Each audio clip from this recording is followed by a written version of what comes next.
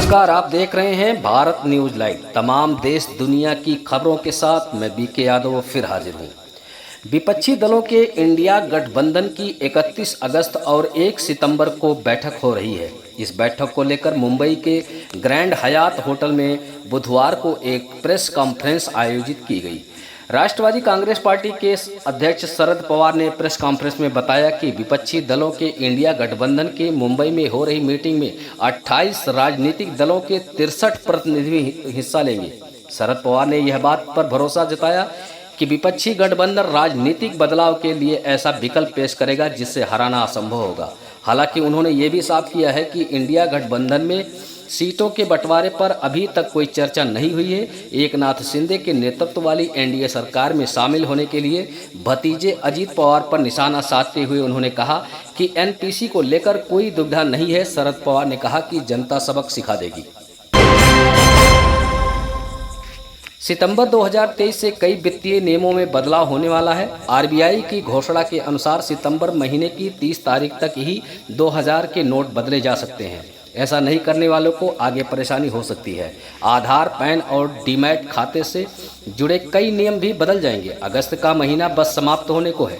सितंबर महीने में कई महत्वपूर्ण वित्तीय नियमों में बदलाव होने जा रहा है। ऐसे ही उनकी जानकारी सभी के लिए ज़रूरी है। सितंबर का महीना बीतते बीतते कई ज़रूरी काम निपटाने ज़रूरी है, नहीं तो परेशानी बढ़ सकती है। इनमें से सबसे ज़रूरी काम है 30 सितंबर तक 2000 रुपये के नोटों से बचने का। आरबीआई की घोषणा के अनुसार सितंबर महीने की 30 तारीख तक ही 2000 के नोट बदले जा सकते हैं। ऐसा नहीं करने वाले को आगे परेशानी हो सकती है।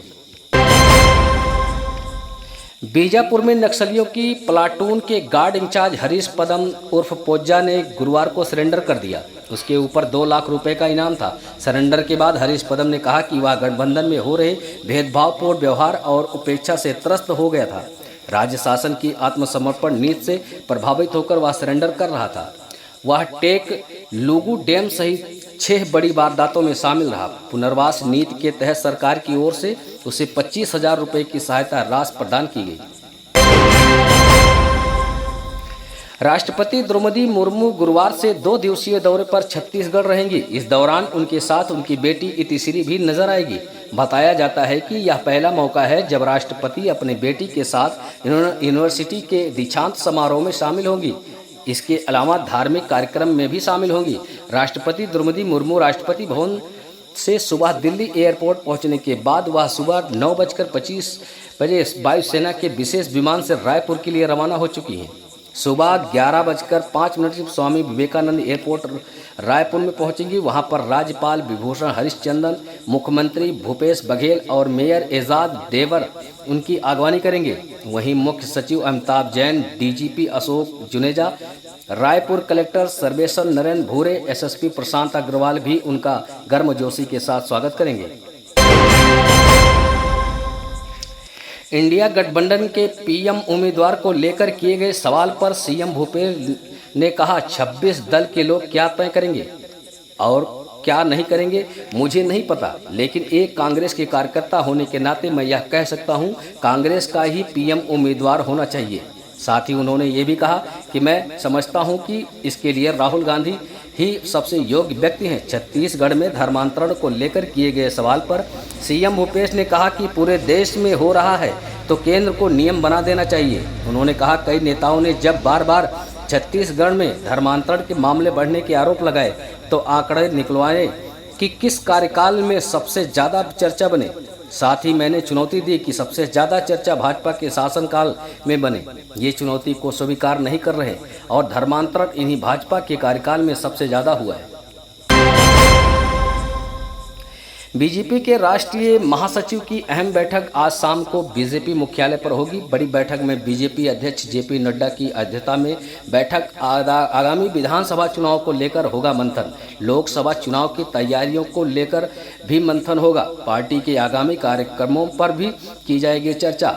वहीं पर पूर्व मुख्यमंत्री अखिलेश यादव का मऊ दौरा। आज घोसी विधानसभा में चुनाव प्रचार करेंगे। अखिलेश सपा प्रत्याशी के समर्थन में अखिलेश की जनसभा आज बापू इंटर कॉलेज मैदान में पहुंचेंगे। अखिलेश सपा प्रत्याशी सुधाकर सिंह के लिए जनसभा करेंगे। लखनऊ मदरसा बोर्ड मदरसों को मान्यता देने कर रहा है तैयारी।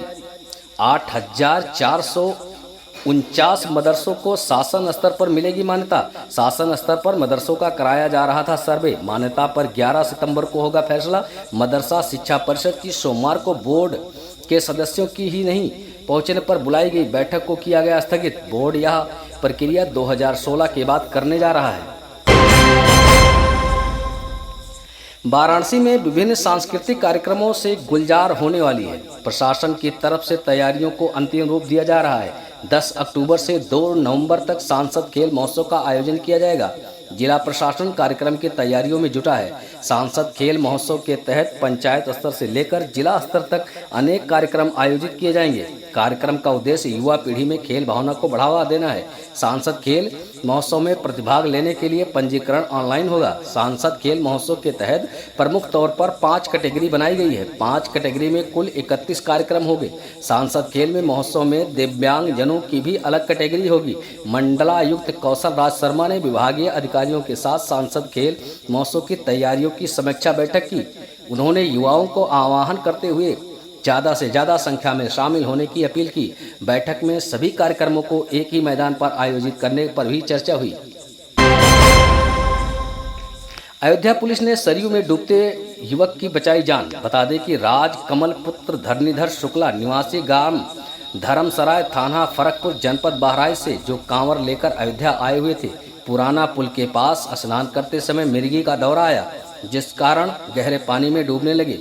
वहां पर ड्यूटी पर तैनात जाबाज जल पुलिस के जवानों ने तुरंत राजकमल को बड़ी मेहनत के साथ जान बचाई। उसके मुंह से खून आ रहा था। उसको तुरंत पास के प्राथमिक स्वास्थ्य केंद्र में भर्ती करा दिया।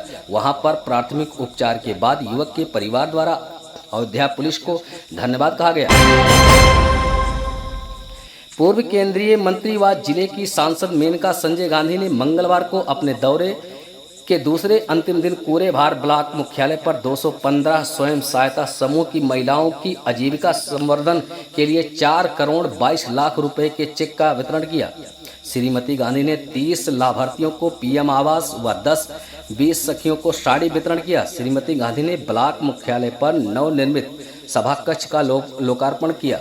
मेनका संजय गांधी ने इसके पूर्व संघ कार्यालय पर विभाग प्रचारक श्री प्रकाश व जिला प्रचारक आशीष जी को रक्षा सूत्र भी बांधा।